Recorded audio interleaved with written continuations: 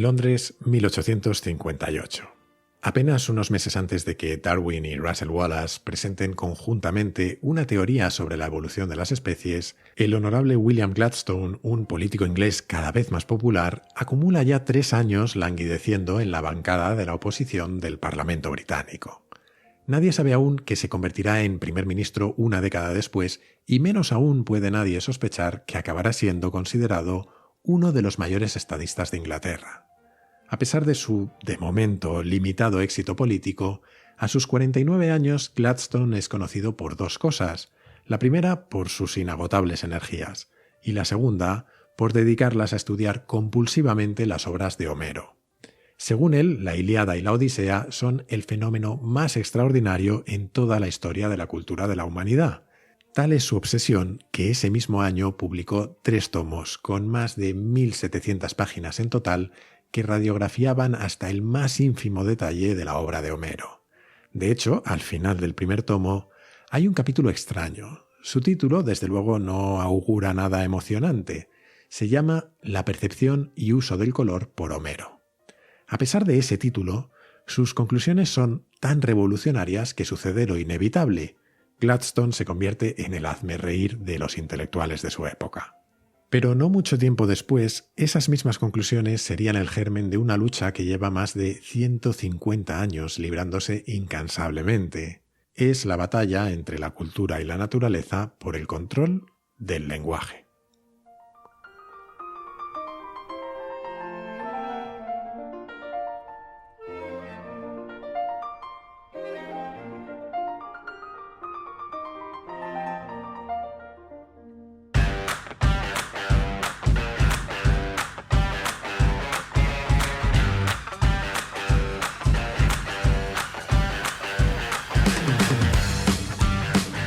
Soy Jaime Rodríguez de Santiago y esto es Kaizen, el podcast para mentes inquietas en el que te acerco a personas, a ideas y a técnicas fascinantes de las que aprender cada día.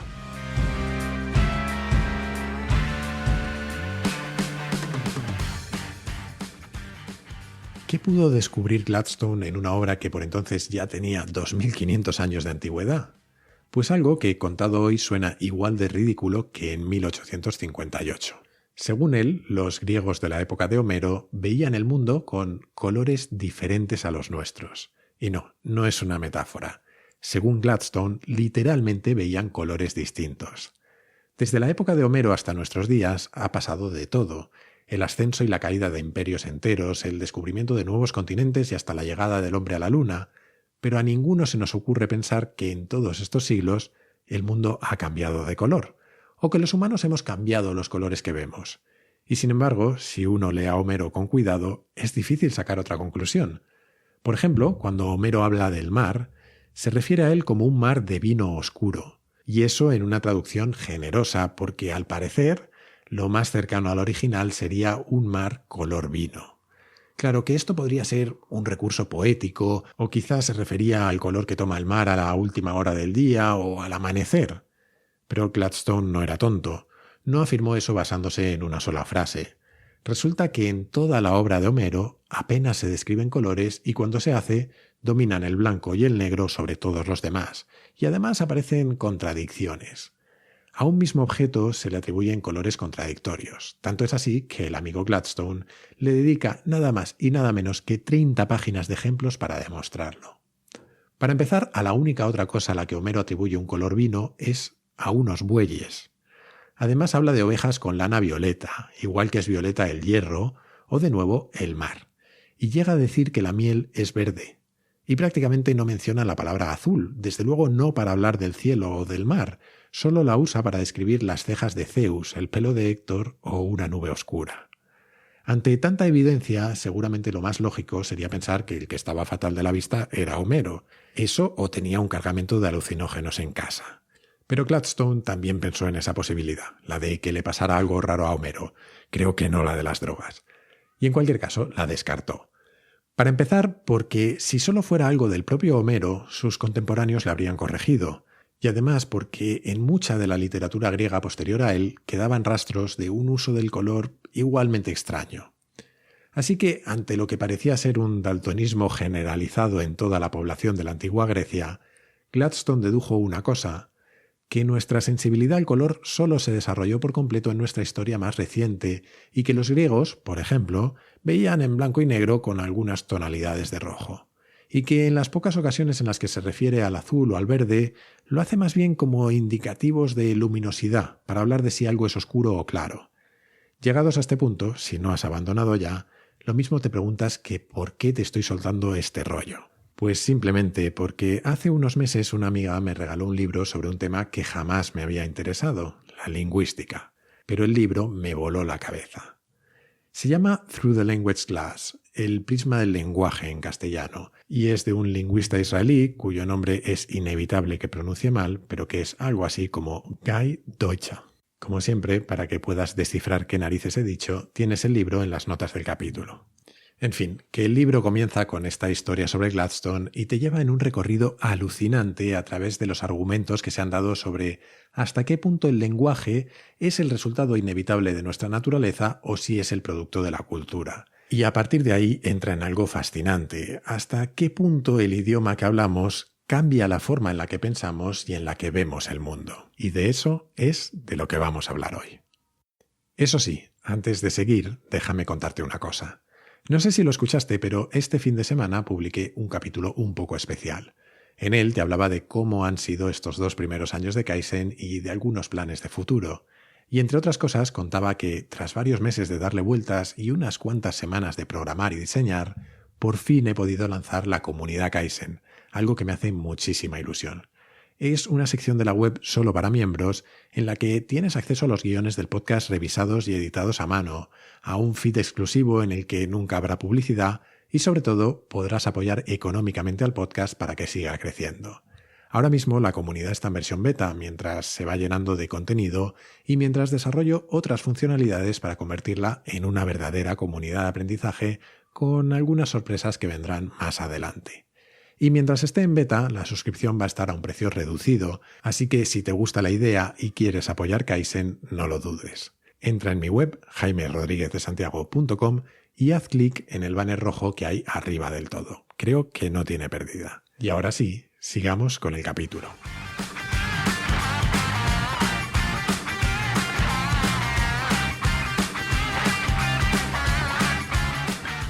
Desde que Gladstone diera el pistoletazo de salida al debate entre cultura y naturaleza, la opinión generalizada cambió varias veces. Tras las risas que provocó su primera teoría, la aparición del darwinismo hizo que hubiera quien se tomase en serio la posibilidad de que la manera en la que vemos los colores ahora fuera diferente de cómo lo veían los griegos. Pero todo aquello se desmoronó cuando se encontraron otras culturas contemporáneas cuyo idioma también tenía un uso del color muy diferente del nuestro. Aun a riesgo de que suene a chiste, imagina que un maya tzetzal de México, un español y un ruso entran en un bar. El maya tiene una misma palabra para describir el verde y el azul, lo cual no significa que no los distinga a la vista, de hecho los distingue perfectamente, pero para él son 2 tonalidades de un mismo color. De hecho, para él sería como si al español le enseñaran 2 círculos azules, uno oscuro y otro claro.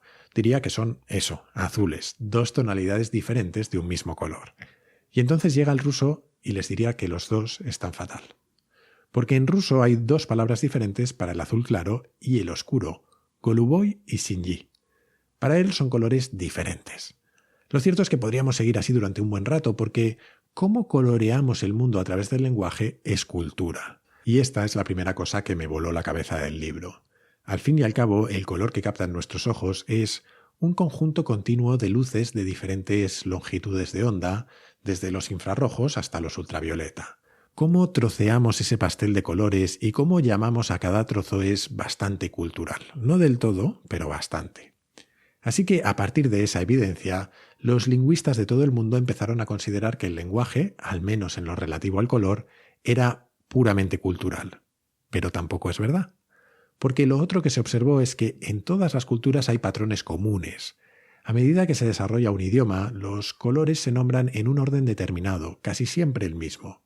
Primero se crean términos para el blanco y el negro, luego para referirse al rojo, después al amarillo o verde, según la cultura, y a continuación el verde o amarillo, y finalmente el azul.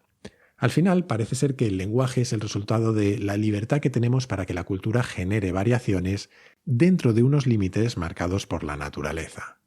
Y siendo todo esto fascinante, a mí lo que más me interesó del libro no es cómo la naturaleza o la cultura influyen en nuestro lenguaje, sino casi lo contrario, cómo el lenguaje nos influye a la hora de pensar o de ver el mundo.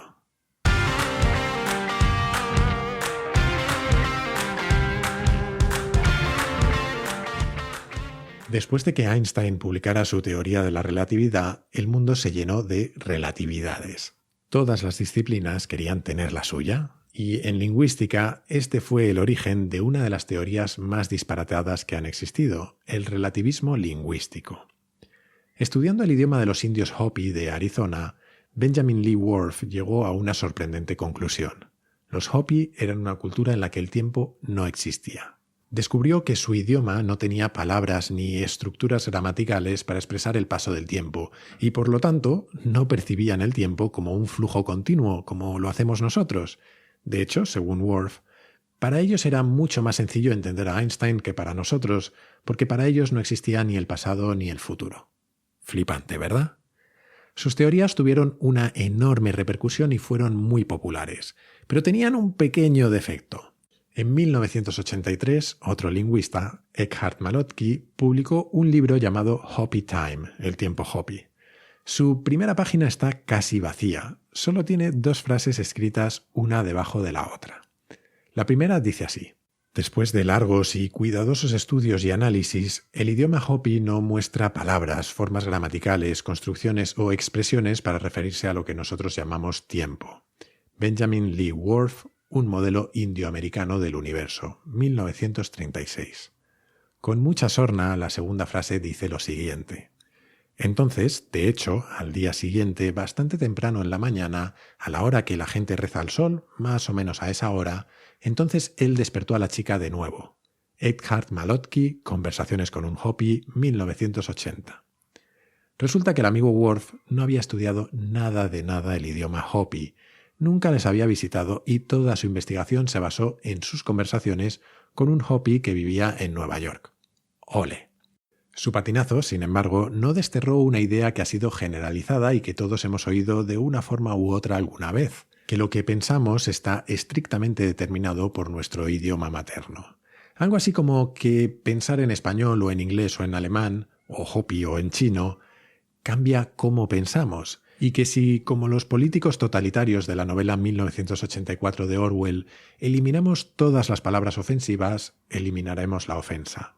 Será imposible cometer crímenes ni siquiera de pensamiento porque no tendremos palabras para expresarlos. Ahora que lo pienso, porque todavía puedo, qué apropiado tema para el tiempo en el que vivimos, ¿verdad? Sin embargo, la realidad parece ser diferente, afortunadamente.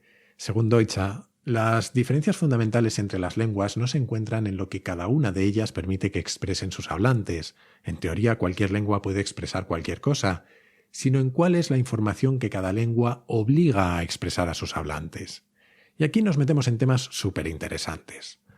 Lógicamente, que en inglés no se diferencie el género de los sustantivos, es decir, que se diga igual ayer pasé la tarde en casa de mi vecino que ayer pasé la tarde en casa de mi vecina, no significa que los ingleses no entiendan la diferencia y que no puedan expresarla si quieren. Simplemente, al contrario que en el español, el francés o el alemán, su idioma no les obliga a expresarlo. De hecho, el tema del género, ahora que tantas vueltas le damos al lenguaje inclusivo, es especialmente interesante. Deutsche analiza el papel del género en el lenguaje y cómo afecta a nuestra forma de pensar. Para empezar, resulta que el género no se corresponde en todas las lenguas como una división sexual. Es simplemente una forma de expresar categorías. Volviendo al alemán, tiene 3 géneros: masculino, femenino y neutro. Bueno, esto podría ser una rareza aislada. Trabajo con alemanes y raritos son. Pero es que otros idiomas, como el subgire de Mali, tienen 5 y no tienen nada que ver con el sexo. Sirven para distinguir humanos, cosas grandes, cosas pequeñas, colectivos y líquidos. Además, la manera en la que le asignamos género a objetos inanimados es bastante arbitraria. Nuestro sol es masculino y la luna femenina, y en alemán es al revés. El tenedor es masculino en español y femenino en francés. Hay infinitos ejemplos. Pero curiosamente, esa arbitrariedad es la que puede influir en nuestra percepción del mundo. Diferentes experimentos han mostrado que el género que otorgamos a los objetos condiciona cómo pensamos sobre ellos, los atributos que les asignamos. Inconscientemente parece que les atribuimos características como la dureza o la fragilidad de manera diferente según el género que tengan en nuestra lengua materna. Un experimento mostró que mientras que los alemanes otorgaban notas más altas de fortaleza que los españoles a conceptos como silla o llaves, los españoles consideraban más fuerte que los alemanes a los puentes y los relojes. La diferencia es que el género masculino y femenino están intercambiados en ambos idiomas para esas palabras.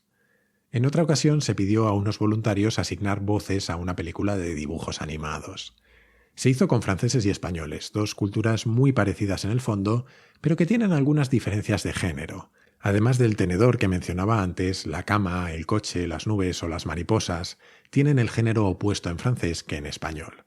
Y sucedió lo que te puedes imaginar. Asignaron voces masculinas o femeninas según el género que la palabra tenía en su lengua. Esto, siendo interesante, no es muy revelador. Creo que más o menos entra dentro de lo esperable.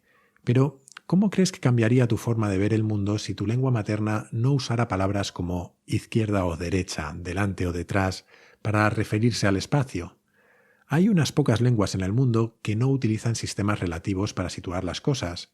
Una de ellas, la de una tribu aborigen australiana, cuyo nombre no me atrevo a intentar pronunciar, sí que no, cuenta todo referido a los puntos cardinales. Al este, al oeste, al norte y al sur. Tanto si te dan instrucciones para encontrar el baño en un bar o si te cuentan una historia que sucedió hace 10 años, lo hacen hablando de puntos cardinales. Claro que para eso tienen que desarrollar a lo largo de su vida un sentido de orientación absoluto. Saben en todo momento dónde está el norte y dónde estaba en cada uno de sus recuerdos. Y eso transforma la manera en la que perciben el espacio. De la misma forma, y volviendo a los colores, de forma inconsciente, nuestra lengua sí tiene un impacto en cómo vemos el mundo. Mucho menor que el daltonismo extremo que Gladstone creía que tenían los griegos, eso sí. Nuestro amigo el ruso, el que tiene dos palabras diferentes para el azul oscuro y el claro, tarda menos que un inglés en distinguir dos tonos azules próximos si uno de esos tonos representa su goluboy, azul claro, y otro su signy, azul oscuro. Mientras que si los dos tonos azules pertenecen a la misma categoría, es decir, son los dos oscuros o claros, el ruso y el inglés tardan lo mismo en identificarlos. Rizando el rizo y antes de que nos mareemos del todo, si es que estamos a tiempo de evitarlo, otro sofisticado experimento demostró que alguien que hable inglés tarda menos en distinguir dos tonos cromáticamente cercanos si en lugar de ser variedades del mismo color, es decir, dos tipos de verde, traspasan la frontera ficticia que los separa de otro, es decir, si uno de esos tonos se considera azul y el otro verde, incluso aunque esos tonos, el azul y el verde, estuvieran más cerca en el espectro.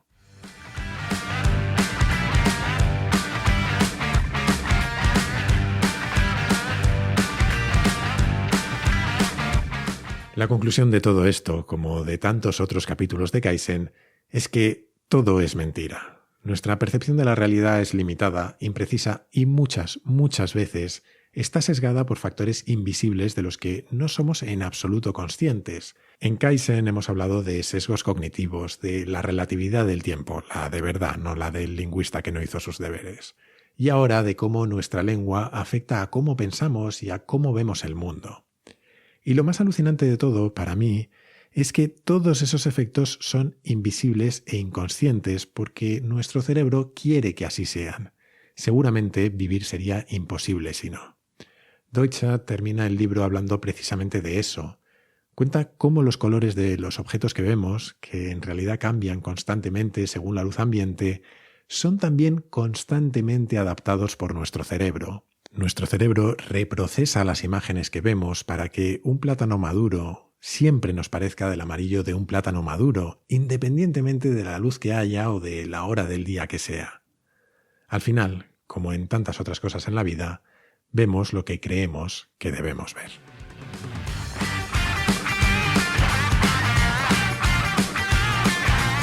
Y hasta aquí el capítulo de esta semana de Kaizen. Sé que ha sido espesito, pero a mí me parece un tema alucinante. Espero que lo veas con buenos ojos y que uses el lenguaje para hablar bien de él.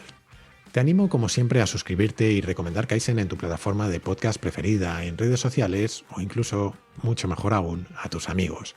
También a que te unas a la comunidad Kaizen. Así, de todas estas maneras, me ayudas a que Kaizen siga creciendo. Ah, y recuerda que ahora también lo tienes en YouTube. La mayor parte de los contenidos siguen siendo solo en audio, de momento, pero poco a poco vamos añadiendo algún contenido más en vídeo. Además, tienes todos los capítulos de Kaizen y notas con mucha información adicional sobre cada uno de ellos en mi web, jaimerodriguezdesantiago.com. Y desde esa misma web o desde mi Twitter, @jaime_rds, puedes hacerme llegar tus comentarios, tus sugerencias, lo que tú quieras. Siempre contesto, aunque a veces tarde un poco. Y esto es todo por hoy. Como siempre, muchísimas gracias por estar ahí y hasta la próxima.